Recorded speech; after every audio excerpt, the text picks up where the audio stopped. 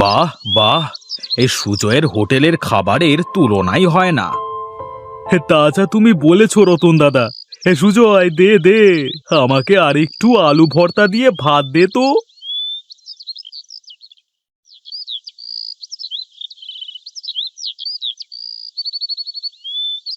এই নাও মালিক ভাই। তা আজকের খাবারটা ভালো হয়েছে তো? কি যে বলিস না সুজয়, এই তোর হোটেলের মতো কি আর এই গঞ্জে হোটেল আছে যে এত সুস্বাদু খাবার রান্না করবে? হ্যাঁ, এই সবই আপনাদের আশীর্বাদ দাদা। তা বলি কি সুজয়, ভালোই তো বেচা কেনা হয়, তাহলে তো ঘরের চালা যে ফুটো হয়ে গেছে, ঠিক করিসনি কেন? হ্যাঁ দাদা, বইয়ের শরীরটা ভালো না, সারা দিন যা রোজগার করি এই দিয়ে বইয়ের জন্য ঔষধ কিনতেই শেষ হয়ে যায়। কি করে ঘরের চালা ঠিক করব বলো? ওহো, তা তো ঠিকই। এই ভাতের হোটেল থেকে আর ক টাকাই বা লাভ হয়? এই ধর সুজয়, তোর টাকাটা। সন্ধ্যা তো লেগে আসলো, যাই এখন দোকানটা বন্ধ করে বাড়িতে যাই। ওইদিকে অসুস্থ বউটা একা একা কি যে করছে কে জানে।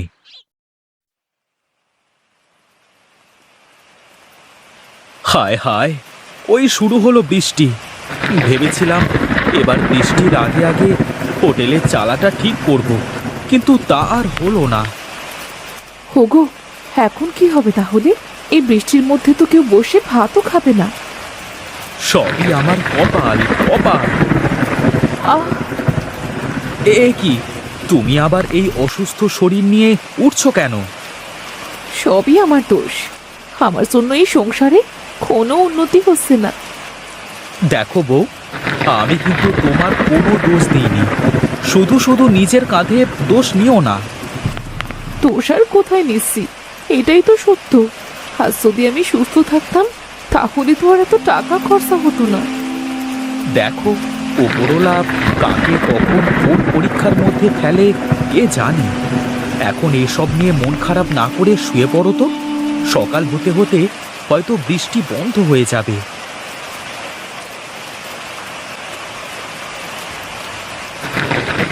হোগো, এখনো তো বৃষ্টি থামলো না। এই বৃষ্টির মধ্যে কি খরিদ্দার আসবে? জানি না গো, যাই দোকানে গিয়ে দেখি ওপরওয়ালা কপালে কি রাখে। দাও, ছাতাটা দাও।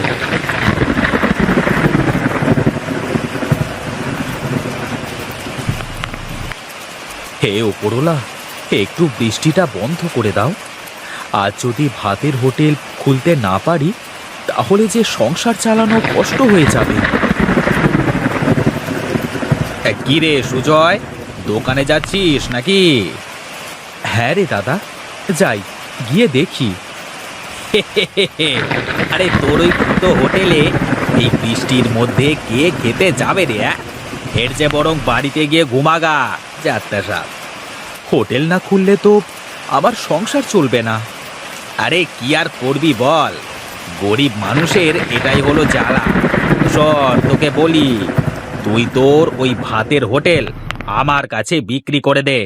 যা টাকা পাবি তা দিয়ে বেশ কিছুদিন তোর ভালো মতো চলে যাবে, বুঝলি? না, আমার বাবার হাতে তৈরি হোটেল ওটা, আমি কিছুতেই বিক্রি করব না। হ্যাঁ, সে তোর ইচ্ছা, আমি তোর ভালোর জন্যই বললাম আর কি। আরে এখন সিদ্ধান্ত তোর, তবে ভেবে দেখিস।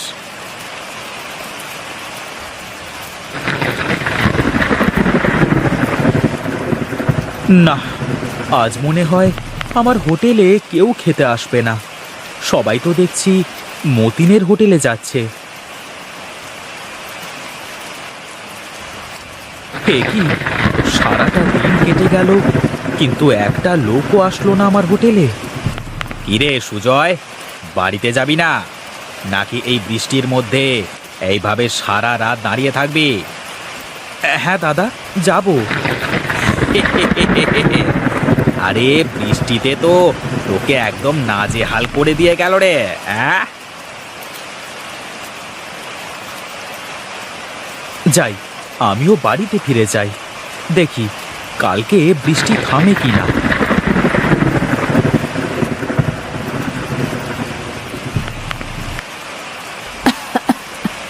হে উপরওয়ালা, না আর পারছি না। উপরওয়ালা, এত কষ্ট না দিয়ে আমায় তুলে নিতে পারছো না? জীবন এতটা সহজ নয় বউ। জীবন মানে যুদ্ধ। এই পৃথিবীতে বেঁচে থাকতে হলে যুদ্ধ করেই বেঁচে থাকতে হবে। ও, তুমি এসেছো? আহ, আহা, কি করছো তুমি? শুয়ে থাকো। সারা দিনই তো শুয়ে থাকি। তুমি বসো, আমি তোমার জন্য খাবার নিয়ে আসি। খাবার আমি নিয়ে এসেছি। আজ একটা খরিদ্দারও আসে নাই। হোটেলে সব পড়েই ছিল। আমি কিছুটা নিয়ে এসেছি। এভাবে কয়েকদিন চলতে থাকলে তো দুজন না খেয়ে মরবো গো। কি আর করব, আজ যদি হোটেলটা মেরামত করতে পারতাম তাহলেও হতো। আচ্ছা বউ, এইগুলো দুজনে খেয়ে শুয়ে পড়ি। দেখি কাল উপরওয়ালা বৃষ্টি বন্ধ করে কিনা।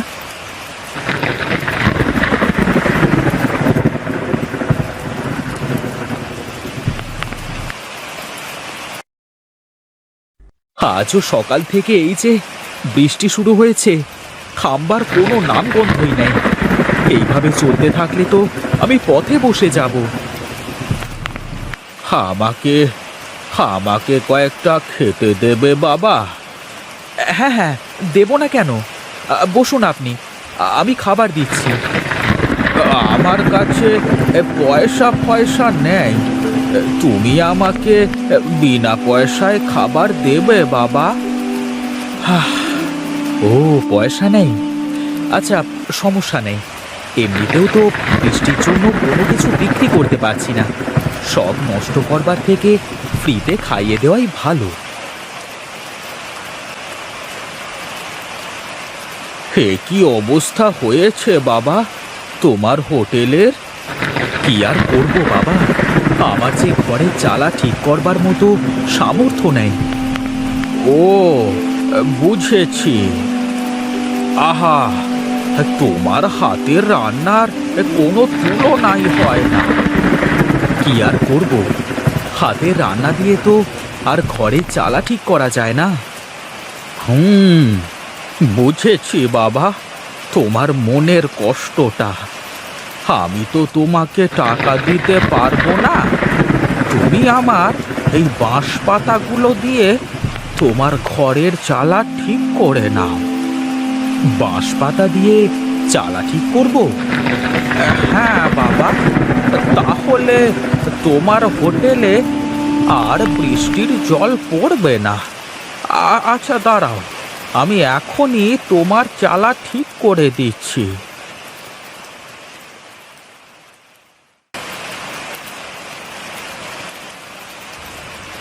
আরে বাহ, এখন তো সত্যি আর বৃষ্টি পড়ছে না। হ্যাঁ বাবা, এখন থেকে তুমি আবার আগের মতো চালাতে পারবে। আমি এখন আসি।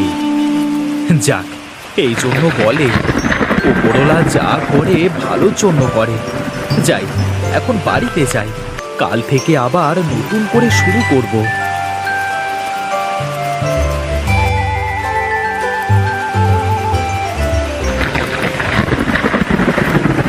বলছো কি, বাঁশপাতার হোটেল?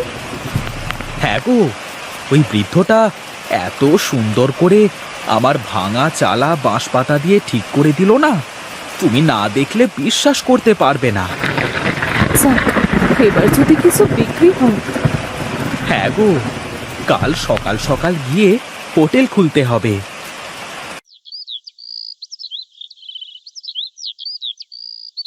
আর সুজয়, দে দে, আমাকে ভাত আর আলু ভর্তা দে।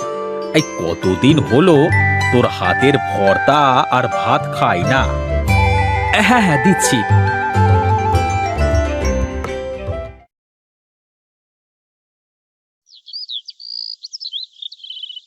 আরে বাহ, আজ তো বেশ লোকের ভিড় হয়েছে। হে ওপরওয়ালা, তোমাকে অশেষ ধন্যবাদ।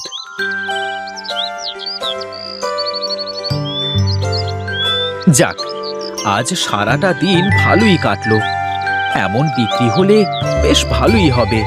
যাই, বাড়িতে গিয়ে দেখি বউ কি করছে।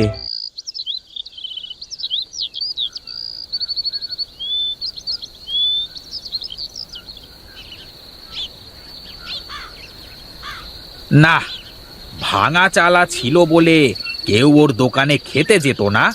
আরে যেই চালাটা ঠিক করলো অমনি সকলে ওর দোকানে ভিড় জমাতে শুরু করলো। এটা আমি কিছুতেই মানতে পারছি না। ওই তো আকাশ ভেঙে বৃষ্টি আসবে মনে হচ্ছে। এই তো সুযোগ, সুজয়ের বাঁশপাতার চালাটা ফুটো করে দিই, তাহলে কাল থেকে আবার বৃষ্টির জন্য ওর খরিদ্দার হবে না।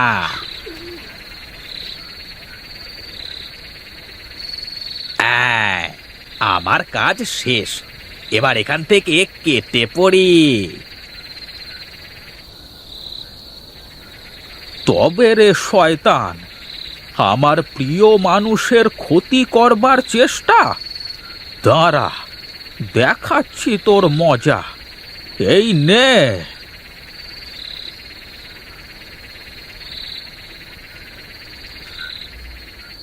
যেমন কর্ম তার তেমন ফল।